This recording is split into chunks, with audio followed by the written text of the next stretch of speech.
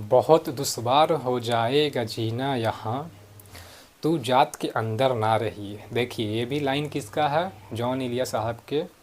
वो जो शायरी है ना, शेर, उनमें से दो लाइन निकाला गया है कि बहुत दुश्वार हो जाएगा जीना यहाँ, ठीक है, यहाँ पे जीना बहुत ही दुश्वार हो जाएगा, तू जात के अंदर ना रही है। जो चीज़ अभी चल रहा है ना चारों तरफ, ये नहीं वो कास्ट नहीं, ये दिस दैट, तो समझिए और सीखिए।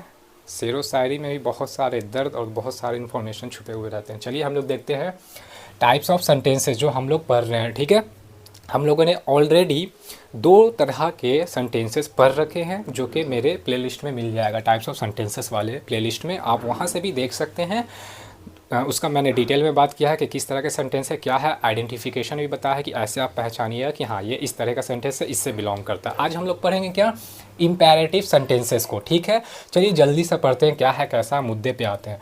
Imperative sentences are use to give orders, instructions और कमांड्स। ये इम्पेरेटिव सेंटेंस जो होता है ना, इसको हम लोग यूज़ करते हैं ऑर्डर देने के लिए, इंस्ट्रक्शन देने के लिए या कमांड्स देने के लिए। अब ऑर्डर्स का क्या होता है, आदेश, ऑर्डर देते हो ना भाई, वो काम करो ये काम करो, ऑर्डर ही में ना आ रहा है। इंस्ट्रक्शन में देखिए हिदायत देते हो, भाई ऐसे करना वैसे करना है, उसको समझा देते हो, वे देते हो, ठीक है। कमांड्स आज्ञा होता है, इसका और डीप में मीनिंग निकालिएगा तो ऑर्डर भी निकल जाता। कमांड ना कर रहे हो क्योंकि आप आज्ञा दे रहे हो, भाई ऐसे करो। ऑर्डर में भी ऑर्डर थोड़ा हो जाता है क्या, एग्रेसिव, नॉट एग्रेसिव, मतलब लगता है कि हाँ थोड़ा बोल रहा है कि भाई अब आपको ये करना पड़ेगा, वो वाले सेंस में आ जाता है, ठीक है। तो बेस इसका ये होता है क्या, बेस इसका जो है ऑर्डर, आप जब एक इसका सेंटेंस देखिएगा, इंपेरेटिव वाला सेंटेंस जब आप देखिएगा तो पता क्या चल रहा होगा ना, आइडेंटिफिकेशन के लिए मैं बता रहा हूँ, पहचान करने के लिए कि वहाँ पे आदेश होगा, आज्ञा होगा या हिदायत होगा। इंग्लिश में ऑर्डर होगा, कमांड्स होगा, इंस्ट्रक्शन होगा, आइडेंटिफिकेशन के लिए। और एक और वे है या फिर दो वे उसको हम लोग बोल सकते हैं, जो कि जब भी आप देखिएगा कि लास्ट में एक्सक्लेमेशन मार्क रहता है इसके में, या फिर पीरियड रहेगा, जो कि फुल स्टॉप भी होता है, जो गोल सा बिंदु टाइप्स होता है ना वो वाला, ठीक है। अब हम लोग देखेंगे कि ये जो एक्सक्लेमेशन मार्क है वो क्यों लगाते हैं। तो एक्सक्लेमेशन मार्क जो है हम लोग इसलिए लगाते हैं जब हम लोग एम्फेसाइज करते हैं सेंटेंस को, अर्जेंसी दिखाते हैं, ठीक है। और पीरियड को फैक्ट के लिए नॉर्मल डिक्लेरेशन वगैरह जो करते हैं वहाँ पे यूज़ हम लोग कर लेते हैं। अब देखिए इसमें ना आप एक चीज़ और नोटिस कीजिएगा, ये इस तरह के जो इम्पेरेटिव सेंटेंसेज जो होते हैं ना, इसमें जो सब्जेक्ट होता है, जो कि सब्जेक्ट करता होता है, डूअर होता है, काम को करने वाला, ठीक है, जो एक्शन करता है, तो वो ना हिडन वे में होता है, डायरेक्टली यहाँ पे स्टेट नहीं करवाया रहेगा कि हाँ सेंटेंस है तो उसके बीच में कोई यू आ जाए या फिर कोई और आ जाए। मेनली यू ही रहता है इसमें सब्जेक्ट, मेनली मतलब ज़्यादातर मैं बोल रहा हूँ, ये नहीं कि आपको माइंड में यही बसा लेना कि यू ही हर जगह मिलेगा, ऐसा कुछ नहीं है, ठीक है।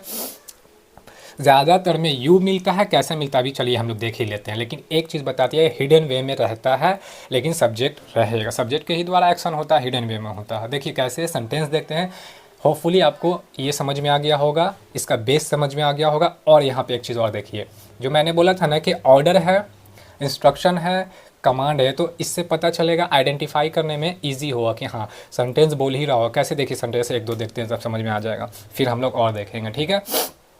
क्लोज द डोर, ये एक सेंटेंस है इंपेरेटिव सेंटेंस का, क्लोज द डोर है ना। अब ये क्लोज द डोर को आप ऐसे ले सकते हो ना कि किसी ने या तो कमांड किया या तो ऑर्डर किया, प्लीज़ वाला तो था नहीं, इंस्ट्रक्शन वाला तो था नहीं, ठीक है। तो क्लोज द डोर मतलब क्या, गेट को बंद कीजिए बोल रहा है ना। देखिए द सब्जेक्ट यू, यहाँ पे you should close the door या यू क्लोज द डोर, ठीक है। तो यू यहाँ पे क्या है ना, द सब्जेक्ट यू, यू यहाँ पे आना चाहिए लेकिन वो नहीं रखा जाता है मेनली, ज़्यादातर में, या आप बोल सकते हो है ना 80 से 90% में नहीं रखते हैं लोग, क्योंकि इम्पेरेटिव सेंटेंस ऐसा ही होता ही है। कुछ कुछ और वेज हैं जिसमें मिलेगा आपको। तो close the door, the subject you is implied. अब इसका मतलब क्या होता है ना कि संकेत करना, ये संकेत करता है कि हाँ यू वहाँ पे है जो परफॉर्म करेगा एक एक्शन को, ठीक है, लेकिन वहाँ पे मेंशन नहीं है, नहीं रहता है मेंशन, ठीक है। तो यही तो खूबी है ना इम्पेरेटिव सेंटेंस का। लेकिन आपको मिलेगा, ऐसा नहीं कि नहीं मिलेगा सब्जेक्ट, लेकिन यहाँ पे वही बोल रहा है कि इम्प्लाइड रहता है, डायरेक्टली वहाँ पे मेंशन नहीं रहेगा, इनडायरेक्टली वे में वो समझो तो रहता है, हिडन वे में है, ठीक है। देखिए एक और हम लोग देखते हैं, ये सिंपल सा क्या है, सब ये sentence turn off the lights. अब फिर क्या बोला ना, ऐसे ही बोल सकता था U turn off the lights, ठीक है, या you should turn off the lights. तो शुड तो लगता तो वो तो ऑक्सिलरी वर्ब वहाँ पे ऐड हो गया था, ठीक है, लेकिन U turn off the light भी लगा सकते थे, लेकिन नहीं लगाएं। देखिए टर्न ऑफ द लाइट्स, देखिए जब भी आप या तो स्पोकन इंग्लिश बोलिए या फिर रिटन या फिर जब भी सुनिएगा ना, तो ये सब इम्पेरेटिव सेंटेंसेस बहुत ही ज़्यादा यूज़ होते हैं, और ये ना आपके इंग्लिश को थोड़ा बूस्टअप करता है, स्पीड भी बढ़ाता है। और अच्छा है, इसको याद कर लो, याद नहीं भी करना ना, बताते हैं कैसे बनेगा नहीं बनेगा। देखिए तो turn off the lights, the subject you, once again here subject क्या हिडन वे में है, इज़ इम्प्लाइड, वही डायरेक्ट मेंशन नहीं, डायरेक्ट उसको स्टेट नहीं किया जा रहा है कि हाँ आप ही, यहाँ पे जैसे जो काम कर रहा है उसको यहाँ पे बताया नहीं जा रहा, लेकिन एक्शन तो होगा ही होगा, ठीक है। हिडन वे में रहता, आप इतना जानिएगा, वहाँ पे सब्जेक्ट लाई करता है लेकिन वो हिडन वे में रहता है। टर्न ऑफ द लाइट्स, अब टर्न ऑफ द लाइट्स क्या ऑटोमेटिकली तो नहीं ना होगा, कोई जाएगा भाई लाइट को ऑफ करेगा, कोई जाएगा डोर को क्लोज करेगा ना, लेकिन हम लोग डायरेक्ट मेंशन यहाँ पे नहीं करते हैं, ठीक है। और इम्प्लाइड का मतलब संकेत करना होता है, ठीक है, इनडायरेक्टली वे में होता है, समझो तो, ठीक है। अब देखिए हम लोग पढ़ेंगे टाइप्स ऑफ इम्पेरेटिव सेंटेंसेस, ठीक है, types of imperative sentences. Types of मतलब के पॉजिटिव भी हो गया, नेगेटिव भी हो गया, पोलाइट वे में हो गया, फॉर्मल वे में हो गया। देखिए अब जैसे कि टाइप्स ऑफ इम्पेरेटिव सेंटेंस में पॉजिटिव वे में है, तो पॉजिटिव वे में क्या है, पॉजिटिव में देखिए जब भी इम्पेरेटिव सेंटेंस हम लोग करते हैं ना, कमांड वगैरह इंस्ट्रक्शन और ये ऑर्डर के लिए, तो ये होता किसके लिए यूज़ है ना, ये किसी को और बोलता है कि आपको क्या करना है क्या नहीं करना है के लिए, ऑर्डर देता है कि आपको करना है कि नहीं करना है, ठीक है, सजेशन या कमांड देता है कि करना है कि नहीं करना के सेंस में वही है। उसी लिए हम लोग इम्पेरेटिव सेंटेंस मतलब इसी के लिए यूज़ करते हैं, किसी को बोलने के लिए कि आपको क्या करना है क्या नहीं करना है के सेंस में। तो पॉजिटिव, पॉजिटिव वाला tell someone to do something, ठीक है, किसी को बोलने के लिए कि क्या करना है, tell someone to do something, कुछ करने के लिए। पहला ओपन द विंडो, अब हम लोग किसी को बोल रहे हैं ना कि भाई आप विंडो खोल दो, खिड़की खोल दो, तो वही open the window. You should open the window, should लगा के नहीं लगाएं, ये इम्पेरेटिव है इसलिए, तो ओपन द विंडो, इस तरह के सेंटेंस होते हैं। यहाँ पे डायरेक्ट मेन वर्ब रहेगा, और अगर ऑब्जेक्ट रहता है सेंटेंस में तो ऑब्जेक्ट आ जाता है। विंडो क्या ऑब्जेक्ट है, क्योंकि ये एक्शन रिसीव कर रहा है, ओपन, और ये काम ही किसी के द्वारा होगा, लेकिन उसको हम लोग डायरेक्ट मेंशन नहीं करते क्योंकि ये हिडन वे में रहता है, ठीक है। तो ओपन द विंडो, देखिए एक्सक्लेमेशन मार्क भी लास्ट में लगा है आइडेंटिफाई करने के लिए। अब अर्जेंसी होगा कि तुम जाओ जाके बंद करो, एम्फेसाइज कर रहा हो, तो यहाँ पे एक्सक्लेमेशन मार्क, पीरियड लगा देंगे, नॉर्मल वे में बोल रहे हैं, कोई अर्जेंसी वगैरह नहीं है तो, ठीक है। Negative tell someone not to do something, अब किसी को बोलिए कुछ नहीं करने के लिए, तो हम लोग निगेटिव वे में जब किसी को बोलते हैं ना कुछ नहीं करना है, तो इस तरीके से बोलते हैं, जैसे नेवर गिव अप, एक तरह का ये सेंटेंस इम्पेरेटिव वाला, नेवर गिव अप। हम लोग किसी को बोलते हैं ना कि देखिए tell someone not to do something, तो निगेटिव में जब हम लोग लेते हैं तो नेवर गिव अप बोलते हैं, ठीक है। Tell someone not to do something, तो नेवर गिव अप एक इसका सेंटेंस हो गया। अब देखते हैं पोलाइट, ठीक है, पोलाइट वे में जब बोलते हैं तो यूज़ पोलाइट लैंग्वेज, इस्तेमाल क्या नर्म तरह का एक लैंग्वेज जो होता है ना, अच्छा सा जो कोई हर्ट ना हो।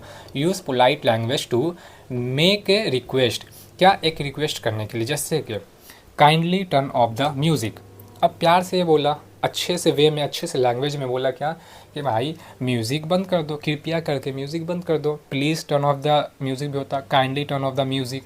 देख रहे यहाँ पे सब्जेक्ट नहीं ना आ रहा, सब क्या है बेस फॉर्म से स्टार्ट हो रहा है और ऑब्जेक्ट वगैरह ले रहा है, ठीक है। अब यहाँ पे देखते हैं क्या फॉर्मल, फॉर्मल में use formal language in official और प्रोफेशनल सेटिंग्स, ठीक है।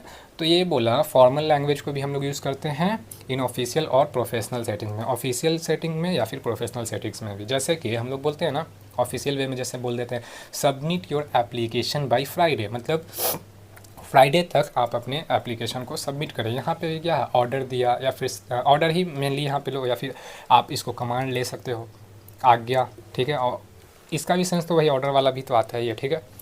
नोट, अब देखिए एक चीज़ और, जैसे यहाँ पे तो हम लोग 3 इंडिकेशन दिए थे, ऑर्डर, इंस्ट्रक्शन, कमांड्स के। इम्पेरेटिव सेंटेंस ऑर्डर करता है, इंस्ट्रक्शन करता है, कमांड्स करता है, ऐसा हम लोगों ने यहाँ पे देखा। लेकिन इसके बहुत सारे वेज हैं, आप ना कभी कभी देखिएगा कुछ कुछ इडियम्स और फ्रेजेस भी होते हैं, वो भी इम्पेरेटिव सेंटेंस पे ही बिलोंग कर रहे होते हैं। जैसे कि रिक्वेस्ट, रिक्वेस्ट भी आपका इम्पेरेटिव सेंटेंस को बनाता है। ऑर्डर इम्पेरेटिव सेंटेंस, सजेशन है, एडवाइस है, इंस्ट्रक्शन है, रिकमेंडेशन है, वार्निंग है, इनविटेशन है, परमिशन है, डायरेक्शन है, इनकरेजमेंट है, फिर जा कर के एक्सहॉर्टेशन है, कॉशन है, गाइडेंस है, ये सारे हैं। तो ये सारे भी मतलब ना इम्पेरेटिव सेंटेंसेस बनाते हैं। इसके अलावा भी और बहुत सारे हैं, ठीक है। तो लेकिन जो नींव जो बोलते हैं ना, फाउंडेशन, आपको सेंटेंस आइडेंटिफाई करने के लिए समझ में आ जाएगा कि वो बात क्या कर रहा होगा। वो या तो ऑर्डर दे रहा होगा, या सजेशन दे रहा होगा, या कमांड कर रहा होगा, या इंस्ट्रक्शन दे रहा होगा। पता ही चल जाता है कि ऑर्डर वाला सेंटेंस है, कि रिक्वेस्ट वाला सेंटेंस है, कि सजेशन वाला सेंटेंस है, आप देखिएगा तो, ठीक है। और एक्सक्लामेशन से एंड होगा, या फिर वो पीरियड से एंड होगा, ठीक है। और इसको बनाने का तरीका है ना, क्या है इसका बनाने का तरीका, बेस फॉर्म रहता, कोई ऑक्सिलरी वर्ब नहीं रहेगा इसमें, कोई सब्जेक्ट नहीं रहेगा, बेस सब्जेक्ट नहीं रहता है। मेनली सबसे ज़्यादा जो होता है ना उसमें नहीं होता है, कहीं कहीं पे मिलेगा आपको, ऐसा नहीं कि नहीं मिलेगा, लेकिन ऑक्सिलरी वर्ब इसमें नहीं होता है। लेकिन ऑक्सिलरी वर्ब भी कहीं कहीं पे पोलाइट वे में बोलने का, तो वो ना एम्बेडेड वे में आ जाता है, डायरेक्टली आप नहीं बोल सकते हो इसको, ठीक है, एम्बेडेड वे में बोलता है, तो ज़्यादातर आपको ऐसा ही मिलेगा। और इसको बनाने के तरीके वही बेस फॉर्म लीजिए, और ऑब्जेक्ट वगैरह है तो लीजिए। डायरेक्ट ऐसे भी हो जाए, देखिए अब जैसे बोलेगा कोई को रन, तो रन क्या है, ये भी एक तरह का इंपेरेटिव सेंटेंस है। स्टॉप, स्टॉप क्या है, बीवेयर, ये सब क्या है, सब ना डायरेक्ट वर्ब से ही डायरेक्ट बनी है, क्योंकि आप किसी को सावधान कर रहे हो, किसी को हुक्म दे रहे हो कि भाई भागो या रुको, तो ये सब भी क्या है ना इंपेरेटिव सेंटेंस पे ही में ही बिलोंग करता है, ठीक है। तो होपफुली आपको अच्छे से सारा समझ में आ गया होगा कि इंपेरेटिव सेंटेंसेस कैसे होते हैं, किसके बेस पे होते हैं। अगर आपको कोई मतलब डाउट है तो आप पूछ सकते हैं, और आप ना यहाँ पे स्क्रीनशॉट ले लें ताकि कोई आपको डाउट ना रहे, बाद में भी अच्छे से आप रिवाइज़ कर सकें।